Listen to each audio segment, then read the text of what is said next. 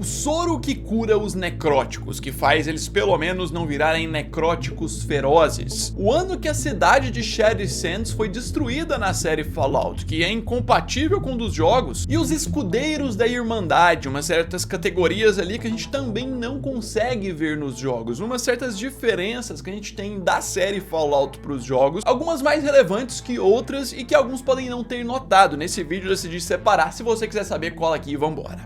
Fala, povo bonito que assiste esse canal lindo chamado A Gente Faz Agora, tudo bom com você que tá assistindo? Eu tô bem demais, eu sou o João Victor, pra você que não conhece, né? E hoje eu tô de volta aqui pra trazer pra vocês mais um vídeo sobre a série Fallout, né? Já tem uns dias aí que a gente não volta a falar da série, a gente fez um vídeo aí sobre spoilers da próxima temporada, coisas que devem ter, só que a gente tem que falar das mudanças, né? Porque a gente fez de referências também, muita coisa, mas e as coisas que de fato estão diferentes nessa série? Pois é, deixa esse like, não se esqueça, ajuda muito na divulgação pra ajudar nesses vídeos, se inscreva no canal pra você não perder nada e claro, caso você não saiba, pelo segundo ano consecutivo eu fui selecionado para concorrer ao prêmio iBest, que é o maior prêmio de influenciadores do Brasil, na categoria Cinema, TV e Streaming. Você pode ver aqui, ó, João Victor, A Gente Faz Agora, a posição 27º. Estamos subindo aos pouquinhos e justamente quero pedir para você que tá assistindo o seu voto, né? É só colar no primeiro link que tá na descrição, tá aqui, ó, categoria Influenciador, Cinema, TV e Streaming. Loga numa conta do Google, procura aí A Gente Faz Agora e deixa um voto. Você pode deixar um voto por dia até o início do próximo mês de junho, né? Pra gente tentar ficar entre os 20 e classificar para a próxima fase, mas de qualquer forma, só de estar aqui, né, significa a relevância. Muito obrigado a todo mundo pelo suporte de sempre. E é o seguinte, né, pra quem tá por fora, série Fallout aí, a gente já fez pelo menos uns 5 vídeos aqui no canal falando sobre ela, uma ótima adaptação dos jogos, e justamente fiz até vídeo falando sobre as referências, tipo, diretamente ligadas aos jogos, as coisas que foram bem adaptadas ali. Só que uma coisa que eu percebi nesse mesmo vídeo foram pessoas falando: ah, mas é canônico, é óbvio que vai ter referência, é o mesmo universo. Sim, a tendência é que seja o mesmo universo, mas ainda assim, o maior lado é adaptação. Tem mudanças, sim. Tem adições, inclusive, que não tem nos jogos. E justamente eu quero começar com o plano de contenção da Vault-Tec. Sim, para não falar a palavra mais pesada, porque é muito forte, né? Envolve a questão de tirar a própria vida. Essa seria a contenção, o plano de economia de pessoas e suprimentos, né? Na série, em um dos episódios, a gente consegue ver, né, que a Lucy encontra um local abandonado ali, com umas caveiras, uns restos de pessoas numa mesa ali, e aparentemente não morreram diretamente ali para as explosões nucleares, mas sim elas morreram pelo projeto de economia. É meio um projeto de suicídio da Vault-Tec. Sim, na série a gente tem essa adição como um elemento que aparentemente foi bem popular entre as pessoas, e a gente não vê essa menção só uma vez, a gente vê também o doutor lá, e inclusive falando isso, o cientista, quando ele vai morrer lá, né, ele mesmo toma o negócio e fala que esse aqui devia ser um dos itens mais populares no início de tudo. E no jogo a gente não tem essa menção de que foi um dos itens mais populares no início de tudo. Claramente é uma adição interessante e dramática, né, pro tom de drama dessa série apocalíptica aí. Tem que ter essas adições e mudanças assim mesmo, mas aí a gente já segue pro próximo ponto, que esse aqui também soa como uma nova adição que não tem, a gente pelo menos não vê, né, nos jogos. Eu tô falando dos escudeiros da Irmandade. Sim, nos jogos a gente tem a Irmandade, a gente tem os caras que usam armadura de ferro, toda aquela coisa mesmo, mas essa posição de escudeiro, essa colocação na prática como escudeiro, algo que faz referência a uma questão medieval antiga, não é bem assim que funciona. Você pode até encontrar algo similar a isso nos jogos, mas a grande diferença mesmo é essa questão. Nos jogos, a Irmandade usa mais essas referências antigas medievais como linguagem só, na prática não usam isso, tipo um cavaleiro ter um escudeiro. Na série, tipo, o cavaleiro, o cara que tem armadura, tem que ter o escudeiro como suporte, mais um elemento para contextualizar e dar uma maior complexidade na história, né? Para o Maximus ter uma posição diferente, algo ali pelo que lutar, para ele poder usar armadura um dia, aquela coisa. Mas aí disso a gente segue para um elemento que talvez seja mais relevante do que esse, que ainda é referente à Irmandade e é um elemento assim doloroso, né? Eu tô falando sobre a iniciação da Irmandade, a cerimônia de iniciação. É aquela cerimônia em que o membro ali, né, no caso o Maximus, tem que passar por algo, tem que passar por uma queimadura nessa certa cerimônia para poder evoluir e avançar. É um elemento que não é muito referenciado ali nos jogos, né? É mais uma adição para contextualizar e dramatizar mais esse lado ali do Maximus com a Irmandade. Mas é um elemento que a gente pode dizer até que novo, que também se repete pelo menos umas 2 vezes. A gente vê o outro cara, né, sendo o escudeiro do Maximus, o Maximus depois que ele roubou a armadura, e o Maximus queimando ele, fazendo essa mesma cerimônia de iniciação. Só que assim, agora a gente tem que ir pro ponto que talvez esse aqui é um dos mais diferentes mesmo dos jogos. Alguns outros aí que eu falei até podem ser contestados, mas esse aqui, de fato, a gente não tem. Eu tô falando do soro dos necróticos,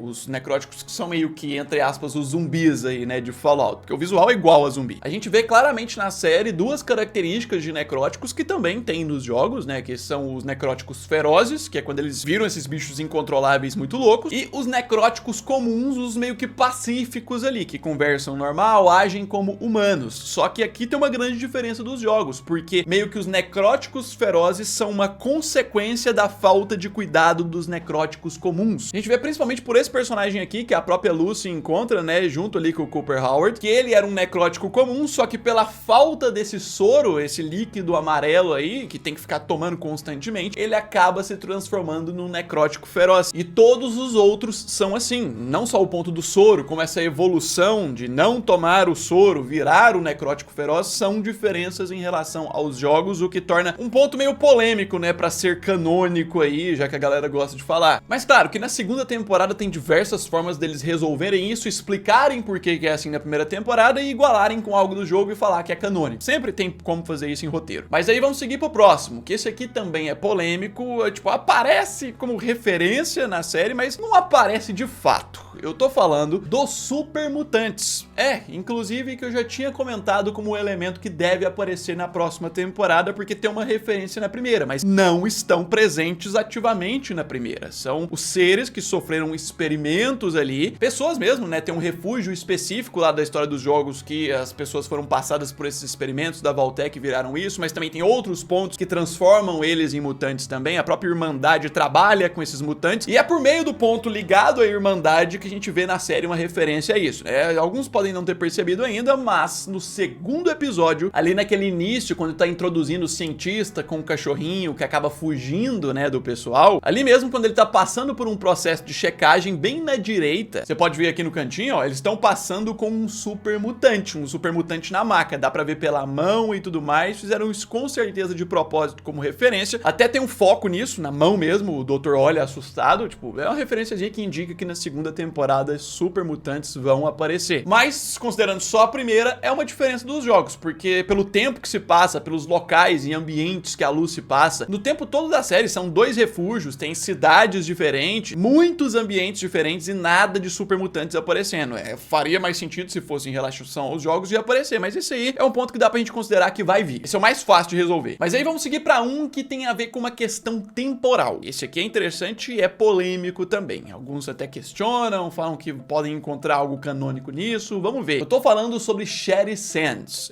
Não tô falando que Shady Sands não tem nos jogos. Tem sim, principalmente nos primeiros Fallouts. Shady Sands, né, que é a capital da NCR, a República da Nova Califórnia, que foi criada aí após as explosões e tal, e que foi bombardeada e destruída. Caiu uma bomba nuclear lá, enviada pela Vault-Tec, no caso por representantes da Vault-Tec, principalmente o Hank, né, o pai da Lucy. Mas o problema está no tempo aqui, se a gente for comparar a questão dos jogos. A gente tem um momento na série que a gente vê a Lucy encontrando a linha do tempo da República da Nova Califórnia, o que foi acontecendo e quando foi destruída a cidade de Shady Sands, que é a capital, né, teria mais. Na cena, se for seguindo a timeline, a gente chega no final dela, que é o momento da explosão, e dá pra ver que Shady Sands foi destruída, a bomba nuclear caiu lá, em 2277, o que entra em total conflito com os jogos, principalmente com uma referência que a gente tem ali no jogo Fallout New Vegas. No jogo, né, que acontece a história de Fallout New Vegas em 2281, ou seja, seria depois dessa queda de Shady Sands, a gente tem referências de que Shady Sands ainda está de pé, então entra em conflito. Como assim? 2077 caiu, mas no Fallout New Vegas depois ainda tem Shady Sands. Por enquanto, é uma diferença dos jogos, a não ser que na segunda temporada tragam uma resolução temporal e de roteiro pra poder explicar tudo isso aí. É uma questão, só que aí uma coisa que se liga a isso, né, a gente tá falando da capital do grande grupo, que é a NCR, vamos falar justamente da própria NCR, a República da Nova Califórnia, que tem uma certa mudança aqui, não só nela, mas na ligação dela com New Vegas, que aparece no final dessa primeira temporada. Vamos falar primeiramente aqui desse grupo, da Moldaver, né? Tipo, o primeiro ponto que é trazido na série, se você assistir com atenção, principalmente os episódios finais da primeira temporada, é que não só Shady Sands foi destruída, como também a maior parte da NCR foi destruída, dos soldados ali e tudo mais. Tanto que na série a gente não vê uma grande NCR NCR, a gente vê o restante da NCR, que teve que se abrigar ali no Observatório Griffin de Los Angeles, com só alguns soldados e a Moldaver ali, tipo, sem muita coisa, sem tanto poderio, apenas uma base ali, trazendo uma ideia de que é pouquinho, pequenininha. Restou pouca coisa na série ali depois da explosão de Sherry Sand. Claramente a Moldaver fala aqui na série que tá tentando reconstruir isso. E isso vai de encontro com Fallout New Vegas, porque os eventos desse jogo simplesmente não teriam como acontecer sem que a NCR estivesse firme ali e organizada. Tipo, como que Sherry Sands foi destruído em 2277, destruiu boa parte da NCR, tem só um tantinho, os eventos de Fallout New Vegas acontecem anos depois e teria lá um montão, a tropa gigantesca da NCR de boa. Isso é algo que também no futuro, segunda temporada, eles podem tentar justificar de alguma forma, mas aí tem uma outra coisa